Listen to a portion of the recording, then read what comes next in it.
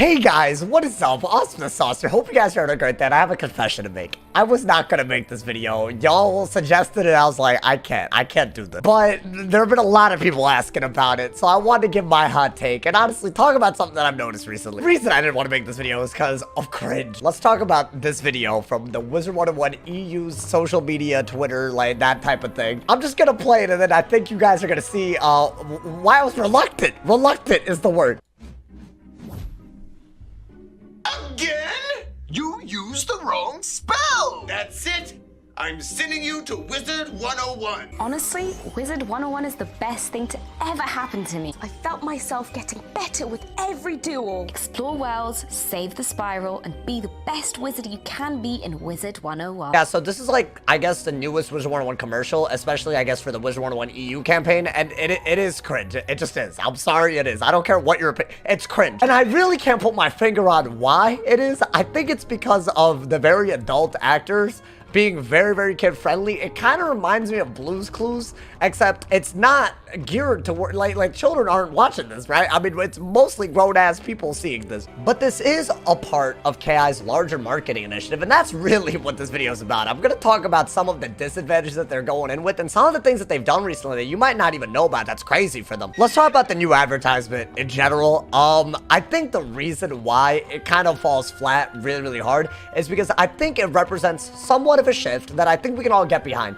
and that's gearing towards people that are more young adults than actual children. It says E for everyone 10 and up, right, on their rating for Wizard101, and that's fine, being somewhat family friendly. That's fine. I mean, a lot of companies do this where adults will watch it, but it's family friendly so that, you know, you can get kids to do it if you want to. So that's, I think, why the actor and the actress in this commercial, they're I think they're in their 20s. I think it's safe to say. But I think when you actually use people of that age, they can't be talking like they're talking to a bunch of kids. Honestly, like, Wizard101 is the best thing that's ever happened to me? Like, bro, a 20-year-old's not saying that. Like, there's a lot of things that happen. Like, it's just not happening. Really, what they should have done is maybe focus on what a 20-year-old might actually get out of a game like this. And really, I think the emphasis should be on the friends, the community, and also being able to let your imagination go wild. I think the references to, like, Merle Ambrose teaching you spells and stuff, like, that's fine, but that shouldn't be the highlight of this, because at the end of the day, I think the big thing that you're gonna get, especially if you're older playing this game, is the community around it. I think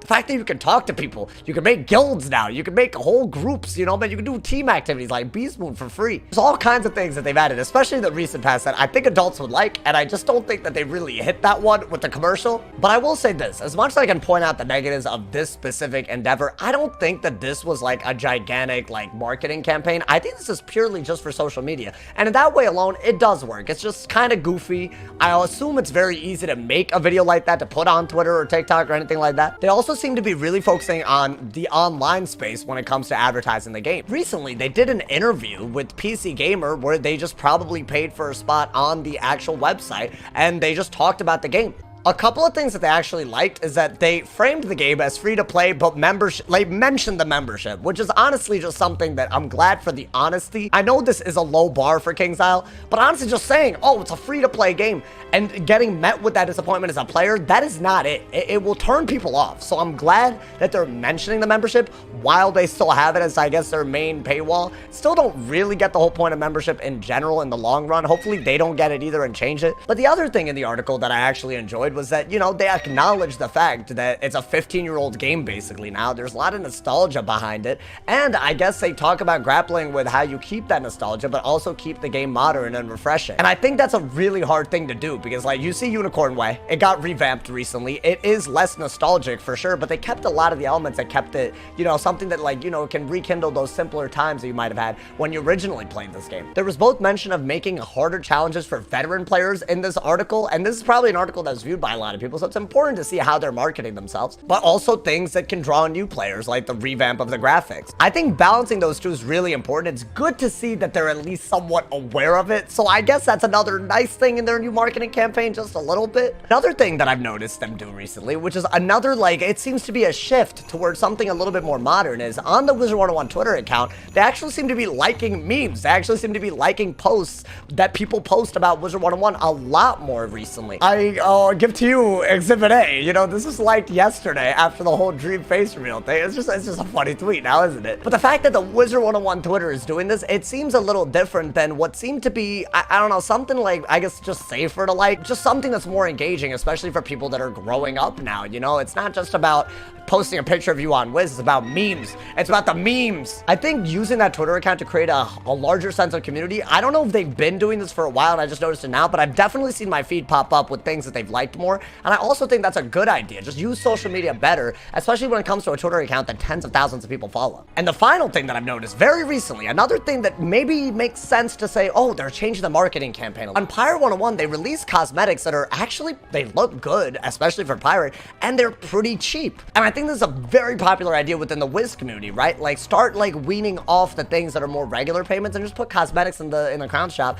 that people like, have a lot of people buy it. It's this idea of selling a lot of people something that's cheaper rather than selling something very expensive to one person. And this seems to be a core part of marketing that has really failed in the past for Wiz, especially when you've seen like super expensive bundles of crazy rarity. And it really gives the impression that Wiz is like, you know, like kept up by whales. And I just, maybe that's true to an extent, but I don't think it's actually true in terms of its long-term future or its past. So being like, you know, more like, you know, bold, I guess, with, you know, what they put in the crown shop, especially at the pricing and all of that, it might actually mean that we might see, yeah, more microtransactions, sure, but maybe some that are more voluntary, more cosmetic in nature, something that keeps King's Isle afloat without making the player feel like they're being taken advantage of. And I think that's a very important thing that they need to get right. Overall, I want to make the video to talk about just the new advertisement because it's wild, but also talk about what Wizard101 is becoming now, which is maybe a game that's going through a puberty of sorts. We've grown up with something that has felt very stagnant for a long time, and now the world is changing around it. Can it keep up? That's a question that we should all be asking. I'm gonna choose to have faith in this game, mainly because they're actually trying to do stuff, and I think that's a big deal compared to like even a year or two ago. But hopefully they keep getting it better and better, so you know, less cringe, more successful. Let's hope for that. Let me know what you guys think of all the things we talked about. There's so many things, but I just wanted to put it all into one video because it's a part of a larger pattern, and I think there's a lot of things to talk about in that. Let me know what you guys think in the comments. As always, drop a like if you enjoyed, leave us some review, and if somebody has not told you you're awesome today, they doing something. I'll look forward to reading all of your comments. Let me know what you guys think about the new advertisement that they put on Twitter, the new cosmetic items that they're doing for cheap, the paid ad that they did with the magazine that they put out. There's so many things to talk about. As always, if somebody hasn't told you you're awesome today, they doing something. I'll see y'all soon. Stay awesome, and yeah.